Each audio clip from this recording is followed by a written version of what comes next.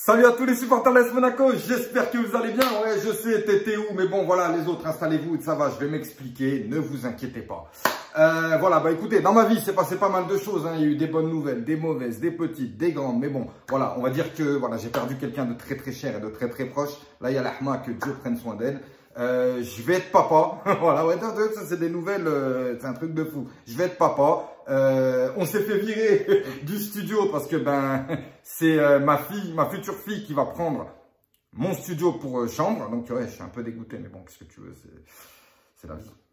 J'ai toujours de gros problèmes avec SFR qui ne veut toujours pas ou ne peut toujours pas me mettre cette fameuse chaîne Téléfoot où moi je connais que la musique avec l'écran bleu et Téléfoot qui tourne. Je connais que ça, sinon cette chaîne ne fonctionne pas. Et j'ai beau leur expliquer au téléphone que je paye le bouquet RMC Téléfoot pour regarder Téléfoot et lui, oui, bonjour, je suis Michel Christian. Je vous appelle pour vous dire que nous mettons tout en œuvre pour que vous puissiez bénéficier de la chaîne que vous payez depuis 8 mois sans pouvoir en profiter. Donc là, voilà, en gros, ils doivent me préparer un gros chèque et là, je sais pas ce qu'ils font. Ils me disent d'attendre parce que des fois, les droits vont changer. Je sais pas ce qu'ils font, mais je veux dire que moi, pour le moment, je regarde pas le foot. Si tu veux débriefer un match, il faut que tu puisses regarder les matchs correctement et entièrement. Et c'est pas mon cas en ce moment. À cause oh, il y en a un, il m'a dit quoi? À la rigueur, t'as RMC, il y a la première ligue ou la Marez ou la Bernardo. Ah, je suis supporter de l'AS Monaco, moi. De quoi tu me parles? Mets-moi Téléfoot, mets-moi ce pourquoi je paye. Mais bon,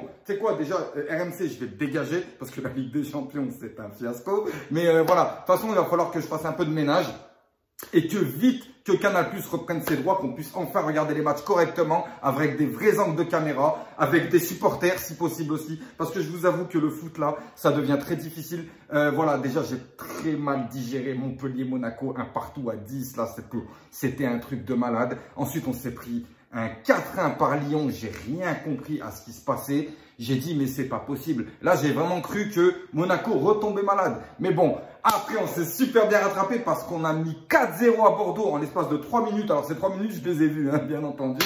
Je les ai vues. Mais même si, sur le moment, j'étais pas content et que j'aurais dit, hein, c'est pas parce que vous m'avez éveillé là comme ça pendant 3 minutes que voilà, ça va effacer ce que vous avez fait contre Montpellier et contre Lyon. Mais bon, ils ont quand même super bien maîtrisé ce match. Ils l'ont clôturé en 3 minutes. Et ensuite, on a vu faire le derby contre Nice, qui s'est extrêmement bien passé. On a eu une belle victoire. Et en plus, on a pu ouais, les Niçois, taisez-vous. Oui, taisez-vous, c'était chez vous. Ouais, c'était chez vous. Oui, chez nous, c'est chez vous, mais c'est chez vous qu'on vous a déchiré. Bref, c'est pas grave. Les Niçois, donc, c'est réglé. Et ensuite, il y avait le Paris Saint-Germain. Alors forcément, Paris Saint-Germain, tu sais que quand tu es dans une bonne progression en Ligue 1, les supporters du Parisien ne comprennent pas ce que je dis. Mais toi, en tant que supporter d'autres clubs de Ligue 1, tu sais que quand tu as une bonne progression de 3, 4, voire 5 victoires consécutives, ouais, c'est de la bombe. Et bien, si tu as le PSG qui arrive, tu sais que ça risque de se terminer là. Voilà. Donc, je me suis dit, c'est vraiment dommage, franchement, si on perd ce match, parce qu'on est vraiment sur une bonne dynamique. On sort quand même Bordeaux, qui est quand même un candidat, hein, sans parler de l'équipe, mais je parle quand même de Bordeaux. On sort les Niçois dans le derby niçois. Et là, on est contre le concurrent, le plus fort de la Ligue 1. Donc, on se dit, il faut tout donner. Et bien sûr, hein, toujours sans peur et sans reproche. Je vois pas pourquoi on aurait peur, en fait. Je vois pas pourquoi il y a cette... parce que depuis un moment, avec Monaco, il y a cette... on a l'impression qu'on est impressionné par cette équipe du PSG. Il y a de quoi. Il y a d'excellents joueurs. Il y a des joueurs de niveau mondial. Mais je veux dire, si vous êtes des jeunes joueurs qui avaient envie de percer dans le football, c'est dans ce genre de match-là qu'il faut se montrer. C'est dans ce genre de match, c'est ces matchs-là où tous les projecteurs sont braqués dessus. Donc, c'est important de faire un bon match et de faire surtout un bon travail d'équipe pour battre une équipe comme le PSG, surtout quand eux ont des problèmes d'équipe à ce moment-là. Et encore une fois, en tant que supporter de l'AS Monaco, on se dit, allez, c'est parti, on espère qu'on va être à la hauteur du rendez-vous, comme d'habitude, parce que voilà, j'ai beaucoup d'amis supporters du PSG qui me disent que c'est vrai que bon, Monaco arrive à mettre de l'opposition au PSG, pas assez malgré eux, mais arrive à mettre de l'opposition au PSG. On a pu voir avec le dernier 3-3. Monaco, la dernière victoire contre le Paris Saint-Germain remonte à 2017. on en avait besoin. On avait besoin de battre le PSG parce qu'il faut dire que depuis 2017, on s'est fait déchirer par le PSG. Et là, franchement, il y a des choses, il y a des choses incompréhensibles, hein, des 4-0, des 3-0, des 7-1. Donc, je veux dire, au bout d'un moment, il était temps d'arrêter ces conneries. Et là, on a pu voir que Niko Kovac, lorsqu'il a fait son équipe avec beaucoup d'absents, Ben Yedder n'était pas là. C'est incroyable.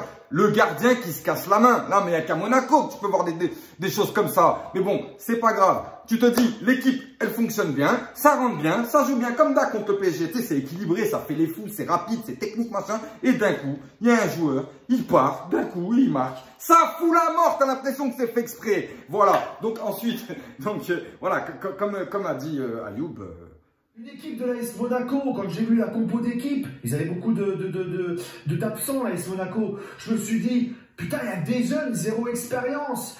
Ils ont tenu bien en place 20 minutes. Dès que Kiki a marqué le premier but, c'est fini, on les a terminés. Le deuxième, les 2 buts en jeu, la tête sur la barre de Moïse Kean.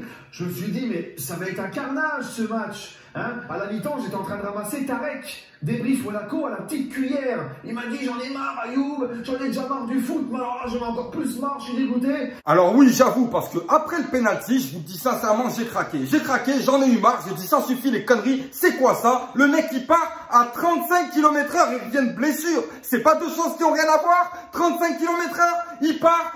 C'était pas 33 contre l'Argentine, là, il nous met 35 à nous. Mais, et après, qu'est-ce qu'il fait? En plus, après, qu'est-ce qu'il fait?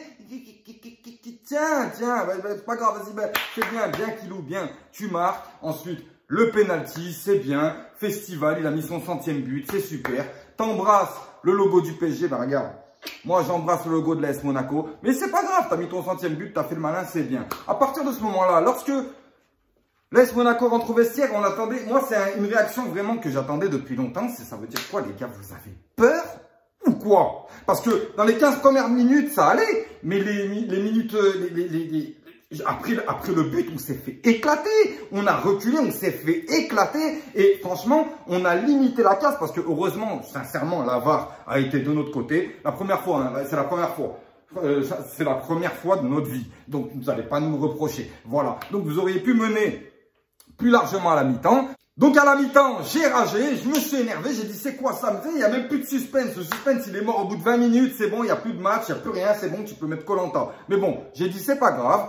Et en plus, il y a la team PSG, ils n'arrêtaient pas de marceler avec le truc là. Je disais, ah les gars, Jason, Nicolas Danzoy de la team PSG qui n'arrêtait pas de me parler en même temps. Je disais, arrête, laisse-moi tranquille. Je m'énervais, j'en pouvais plus. Parce qu'en fait, voilà, comment tu peux sortir de 2 matchs contre Bordeaux et Nice et arriver à faire un non-match comme ça au bout de 20 minutes, se faire cabosser? C'est pas possible. Oh, on est des joueurs professionnels, il faut quand même faire quelque chose. Donc à partir de ce moment-là, Kovac leur a dit, vous avez peur ou quoi? Donc là, ils sont rentrés, ils n'ont plus eu peur. Et là, en plus, comme a dit Fabregas et Enrique, ils sont rentrés, c'était magnifique. Ils ont vraiment remis en place ces choses. Moi, déjà, je pestais. Je voulais que Fabregas soit titulaire parce qu'on a besoin de joueurs comme Fabregas dans ce genre de match. Tu regardes les derniers matchs du PSG, on a réussi à s'en sortir. C'est Fabregas qui arrive à nous faire la passe vite fait ou le truc qui fait qu'on arrive à s'en sortir. Donc, putain... Je vois la compo, je me suis dit c'est pas grave, mais quand j'ai vu en fait le double changement à la mi-temps, j'ai dit peut-être que ça pourrait apporter. Et surtout quand j'ai vu que les Parisiens, ils ont sorti le hamac, ils ont sorti les cocktails avec de petites ombrelles, j'ai dit mais c'est quoi ça? On dirait la Ligue des Champions. J'ai dit les gars, c'est le moment, allez. Et d'ailleurs, je passe une petite dédicace à Tuco, le South Winners. Tout le monde connaît Tuco. Le South Winners, oui, tout à fait. Et ben, j'étais avec lui au live, là, et je lui ai dit, t'inquiète, je lui ai dit, regarde, on dirait la Ligue des Champions, il y a même moyen de leur en mettre 3 ou 4. Et ben, tu vois, j'ai pas eu tort. Donc oui, alors effectivement, j'ai peur à la mi-temps, et je faisais le malin en deuxième mi-temps, et il n'y a pas de souci là-dessus. Et puis deuxième mi-temps, ah bah là, deuxième mi-temps, c'est le drame. Maintenant, on va régler les comptes. Kylian Mbappé, donc... Je sais, tu aimes l'AS Monaco, je sais, c'est ton club, je sais, tu as de belles déclarations pour nous, je sais que tu n'oublieras jamais l'AS Monaco, mais il faudrait peut-être arrêter déjà de nous mettre des doublés, des triplés, et il faudrait déjà arrêter de faire des trucs, je sais pas ce que tu fais, mais c'est pas gentil. C'est pas parce qu'il y a personne dans les tribunes qu'on ne voit pas en fait, c'est ça qui est énervant. Donc va le faire à Nantes, va le faire à Rennes, mais fais pas ici. Abdou Diallo, petite merde. Ouais, non, désolé, non, le mec, ça y est, il a des cuisses comme ça, il se prend pour Martin Djetou, mais tu seras jamais Martin Djetou. Abdou Diallo, je vous rappelle qu'en 2018, il a ouvert sa gueule. Qu'est-ce qu'il a dit? Il a dit, quand j'étais à Monaco, je m'amusais à compter les supporters. Quelle espèce de chien. Mais t'as pas honte de parler comme ça. On t'a formé, et là, j'ai envie de te déformer, tellement t'es con. Tu parles comme ça, alors que t'étais à Dortmund à ce moment-là, depuis t'es parti de Dortmund, t'es arrivé à Paris, et là maintenant, ils sont en train de s'apercevoir que t'es une merde. Donc au final, qui c'est qui... D'ailleurs, carton rouge, dégage de là. Donc bref, Abdou Diallo, voilà. Hey, je vais régler aussi quelques problèmes avec... Non, AZ, non. AZ, en plus, il a eu plein de problèmes dernièrement avec les... Et c'est vrai qu'avec son autre Monaco, il m'a... Mais c'est qu'ils ont du répondant, ces joueurs du Ferrero Rocher. Ils veulent pas se le séquer, gros, ces salopards de la noix de Monaco. Moi, chez moi. Non, mais c'est rien, ça. C'est parce qu'en fait, il connaît pas le proverbe. Le proverbe. Qui avale une noix de coco fait confiance à son ami.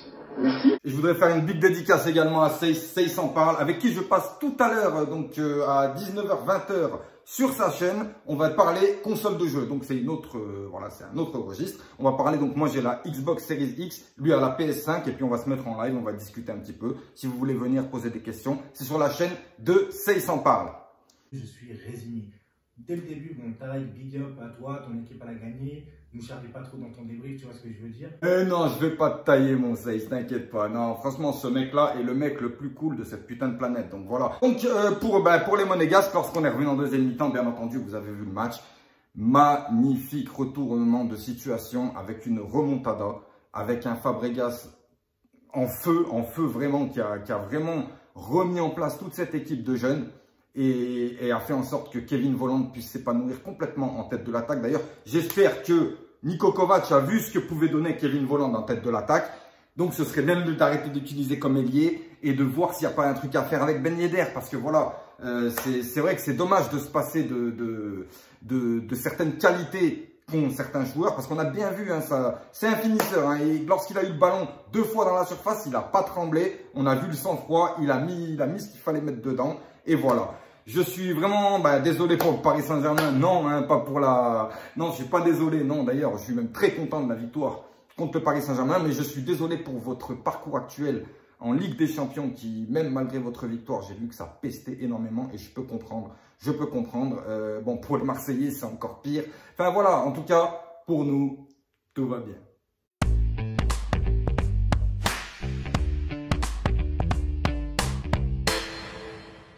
Ouais, ça va, on peut se la raconter un petit peu de temps en temps. Mais bon, voilà, écoutez, pour les prochaines vidéos, je sais qu'il y en a qui ont attendu ces vidéos pendant longtemps. Je tiens vraiment à m'excuser. J'ai également Natas et Noti avec qui je devais faire un questionnaire, une vidéo questionnaire que je n'ai même pas encore fait. Les pauvres, ils doivent croire que je suis vraiment une merde. Mais voilà, je vais faire en sorte de faire vite tout ça. Donc voilà, je vais vous laisser là. Je vais essayer de revenir rapidement. Et puis, écoutez, je souhaite bonne chance à toutes ces équipes françaises en Ligue des Champions pour qui c'est pas facile. C'est même très très dur. Et voilà, je sais, hein, moi, vous savez, il n'y a rien qui m'amuse quand la Ligue 1 passe pour des peintres. Alors qu'on n'est pas des peintres, on le sait. On a des vrais centres de formation. On a des vraies équipes. On a des vrais clubs.